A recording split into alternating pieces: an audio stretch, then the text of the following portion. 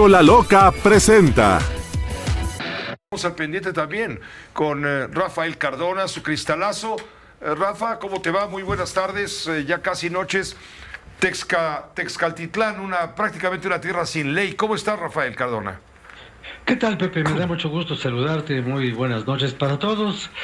Pepe, lo que está ocurriendo en este lugar, bueno, lo que ocurrió de la manera más visible hace casi 8 días con esta matanza, ha querido ser presentado en algunos momentos como una especie de triunfo justiciero del pueblo ya aburrido, cansado de las extorsiones de los grupos criminales, notablemente la familia michoacana, que es la que opera en esa zona cercana a Michoacán, entre Michoacán y el Estado de México. Creo que ese es un enfoque totalmente equivocado, injusto, que nos está ocultando la verdadera circunstancia y que es el dominio territorial de la delincuencia organizada en amplias zonas de la República Mexicana. El gobierno jamás ha querido admitir que ha estado perdiendo territorio. El gobierno jamás ha querido aceptar lo que en algún momento dijo el Comando Norte de los Estados Unidos, que casi un 30% del territorio mexicano está bajo el control de los criminales y no de las autoridades del Estado. Así que esto no es únicamente el hartazgo frente a la extorsión. El problema es que la extorsión, con este hartazgo local, en este pequeño lugar del Estado de México, en Texcaltitlán, que es un pueblo muy, muy chico, pero independientemente de lo que pasa allí, es lo que está pasando en todos los demás municipios. Y hay un señor que se apellida Cortés, que es el encargado de la seguridad municipal. Y este señor dice, las personas huyen y cuando huyen, ahí las intercepta el crimen organizado en otros municipios y es parte de quienes están desaparecidos. Es terrible que estemos metidos en una discusión sobre si las personas que no están visibles, que no están en sus casas, que no están en su pueblo, están secuestrados o desaparecidos. Lo mismo da. Están secuestrados, desaparecidos, ausentes, inexistentes, como se le quiera decir. Esto es una evidencia más de la falta de control que tiene el gobierno sobre una situación de esta naturaleza, porque los desaparecidos desaparecieron, al parecer, después de que ocurrió la matanza.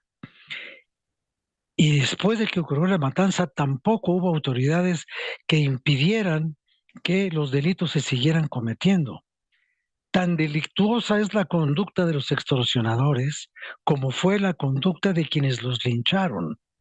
Y sobre ese terreno nadie quiere caminar, nadie quiere ser políticamente incorrecto, pero lo que se tiene que hacer no es como hace la gobernadora del Estado de México, caer en un juego de palabras sobre desapariciones o simplemente secuestros o cualquier otro aparente sinónimo que se le quiera dar a gente que a raíz de la violencia dejó de vivir en la normalidad.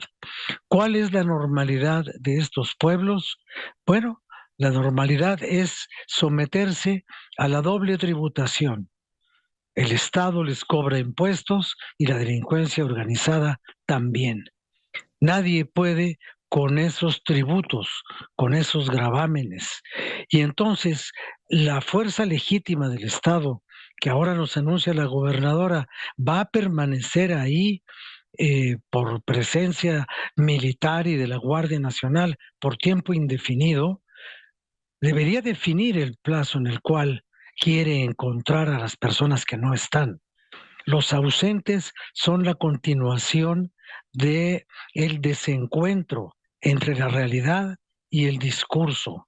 todo lo que ha pasado en estos días y las visitas de la maestra Delfina Gómez y la aplicación de programas sociales y todo lo que se quiera decir, no anula ni evita lo que está ocurriendo y lo que sigue ocurriendo.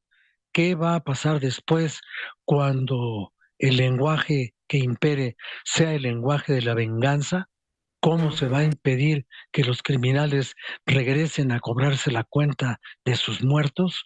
Esa es la tarea que tiene pendiente el gobierno, tanto el gobierno municipal como el gobierno estatal, como el gobierno federal, porque aquí en Tezcatitlán los tres fracasaron de manera plenaria. Hace apenas unos días, Rafael Cardona, lo comento con la audiencia, la reportera independiente Reina Aide, ella es originaria de Sonora, le hacía este planteamiento, esta recriminación al presidente de la República y se armó una discusión entre la reportera, muy respetuosa por cierto, pero muy valiente, planteando la realidad que para la presidencia es una exageración de los enemigos y los adversarios del presidente López Obrador. Así fue este encuentro, lo voy a recordar brevemente, no completo, pero en sus partes fundamentales, si me permite. Pues estamos trabajando, Reina, todos los días en eso, para que el Estado cumpla con su responsabilidad de garantizar la paz, la tranquilidad, que no tengan que ser los ciudadanos los que se hagan cargo de la defensa. Pero lo que pasaba antes, pues. Está pasando aquí en México. Todavía en algunos casos, pero es la excepción, no es la regla. ¿Tezcatitlán es excepción? Sí, ahí por ejemplo, y en otros casos. ¿Michoacán, Guerrero? Sí, en algunos casos. ¿Tamaulipas? Pero ya sí, igual. ¿Sonora? Pero, sí, muchísimos casos. Sí, le estaba preguntando a la reportera, le digo, muy valiente, no se dobló, le dio la cara al presidente de la República y mientras él, pues la verdad es que se sacó de quicio. Él dice, estamos trabajando todos los días para que el Estado cumpla su responsabilidad. Y ella decía, bueno, pero caray, Tezcatitlán es una excepción. Dice, sí, el presidente dice, sí, por ejemplo, y le sigue insistiendo, Reina, Michoacán, Guerrero, dice el presidente, sí, en algunos casos. Tamaulipas, le pregunta, ya, pero sí, igual. Sonora, sí, muchísimos casos, pero nunca igual. Sonora, este fin de semana más de 10 personas han muerto, en fin, dice el presidente, sí, pero nunca. Y luego, claro, el presidente, bueno, pues ahí es donde echó mano de sus villanos favoritos, ¿no? Ya sabe a quién me refiero, a los favoritos del pasado como Felipe Calderón, donde, bueno, él dice que el espurio Felipe Calderón, en fin, que Genaro García Luna era su secretario de Seguridad Pública, que eso es lo que explica la violencia. Y así, bueno, el peor fue el de Calderón, eso sí lo sabemos, pero no que hayan... Entonces, pero ¿de qué les sirve a los ciudadanos que ustedes se reúnan todos los días si vemos lo de Tezcatitlán, si vemos lo de Guerrero, si vemos lo que está pasando en Sonora? Pero si no nos reuniésemos todos los días, ¿estaría peor el país? Sí, exactamente. Entonces sí ayuda el que estemos apoyando, atendiendo el problema todos los días. Esto es lo de homicidio, pero vamos a poner el de robo de vehículo.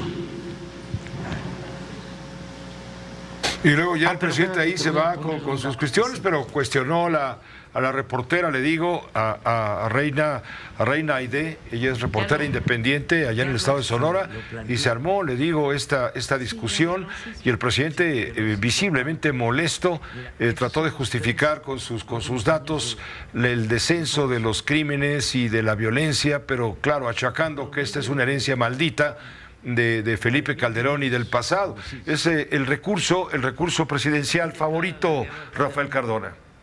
Pues mira, Pepe, yo creo que aquí hay que señalar de esta conversación que mucho hay que reconocerle a Reina.